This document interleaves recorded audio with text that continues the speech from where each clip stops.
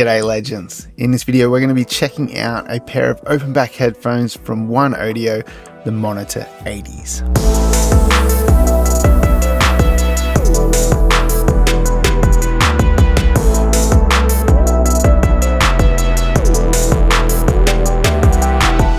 So as you can see, these are a really nice looking pair of headphones.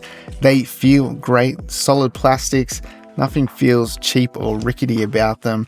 The ear cups can rotate about 90 degrees before they stop. You don't get that full rotation, or none of the ears do like the full flip over like you find on some headphones. That's about as much movement as you get out of these headphones. But that is enough to get them on your head and positioned just right. Personally, I don't really care for ears that spin all the way around or can do the full flip over for the DJ thing. That's not really my style, but if you care about that, these cannot do that. They are adjustable to fit most heads, very classic design as you would see on a lot of popular headphones. The headband is actually really nice and squishy. It's got a really nice padding underneath it, and when I compared it to a couple of other headphones that I have floating around the studio that are well known, they were actually a lot more squishy and comfortable compared to those. So sitting these on your head does not feel uncomfortable at all. Actually, you don't really notice that the headband is there. The ear pads are super soft and comfortable. They're a velvet ear pad, which is really light on the ears. I actually really like the feeling of velvet ear pads on headphones. I know maybe some people prefer the kind of leather ear pads, but the reason we have different types of ear pads is based on the sound that's being created by the headphones, because all of that stuff really plays a part into shaping the sound that you hear coming through your headphones. And I think that's the reason why OneOdio have gone with the velvet ear pads on this open back, as it does help deliver a really nice, clean and balanced sound.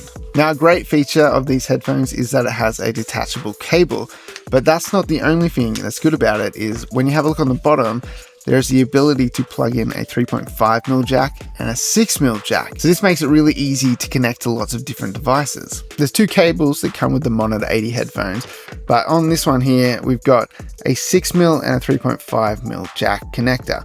So at any time, if you're using these headphones and you have, for example, the 3.5mm connected to your headphones, then you can connect your headphones to a 6mm jack input, for example, on my headphone amp, which I have on my desk. But let's say I wanted to plug the Monitor 80s into a device that uses a 3.5mm jack.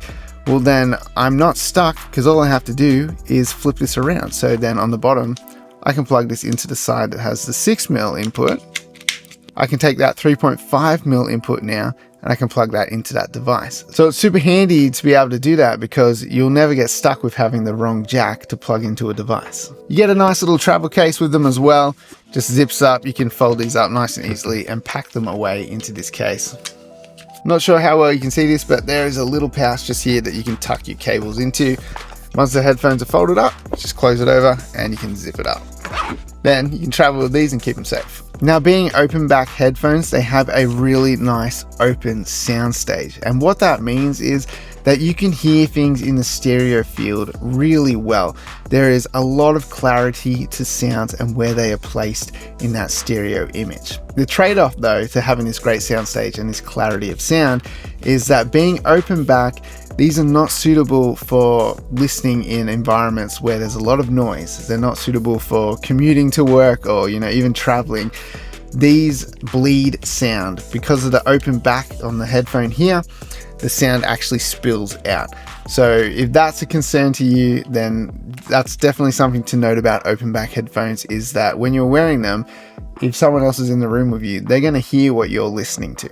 But if you're looking at open back headphones, you probably know that these are better suited for a quiet environment where you can do critical listening. Like for me, in a studio environment, I can use these for monitoring, making mixing adjustments, mastering. They're really great headphones for critical listening and hearing all of the detail within the music. Part of what helps these headphones have great clarity of sound as well is that they have a high impedance of 250 ohms. But what this means is you may need a dedicated headphone amp to get the best out of these. Plugging these directly into a device like a phone or an iPad, a tablet, laptop, you may not get enough power to run these at a good volume to really get the most out of them. So I would definitely recommend, if you're going to use a high impedance headphone like these, get a headphone amp to get the most out of them. So besides that great sound stage that I mentioned before, the actual sound of these headphones is really nice. They have a frequency range from 10 Hz up to 40,000 kilohertz, which goes beyond what most people can hear.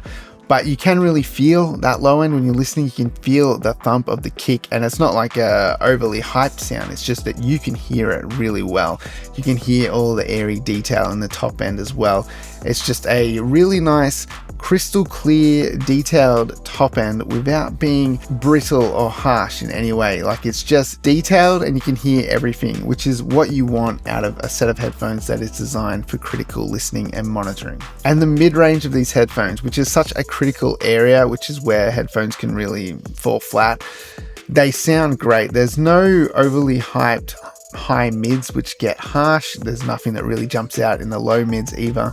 It just sounds very flat and almost boring, I guess you could say, which is what you want out of a mid-range on your headphones. Is you don't want frequency buildup, which is what happens a lot with closed back headphones compared to open back. The open back headphones actually let the frequencies, I guess, breathe a little bit better. Whereas when you have those closed back headphones, they're generally prone to having areas that do build up a little bit more. And that's also one of the benefits of these, is that we can get a cleaner, more detailed sound across the full frequency spectrum because they are open back. But again, it's that trade-off of sound bleeds out of these headphones when you're using them. So my conclusion after working on these for the last 2 weeks, I really did spend some quality time listening and working with them while mixing, is that they just sound great. They're a solid set of headphones, a really good choice for open back, and particularly at their price point, I think they punch above their weight. They really have, like I said, a great open sound stage, really detailed and clean sound about them, and you can just hear everything really well. And if you've been thinking about picking up a pair of the OneOdio Monitor 80s, or you just want to learn a little bit more about them, I'll have a link in the description below and you can go read up on all the details, or you can go and grab yourself a pair of them over there. If you enjoyed this video and you found it helpful, make sure you hit that like button and subscribe to the channel. And if you want to support this channel, make sure you check out some of the links in the description below. Maybe after watching this video, you realize, hey, open back headphones are not what I'm looking for. And if that's the case, you should check out the review that I did for OneAudio's Studio Max 1s in this next video coming up.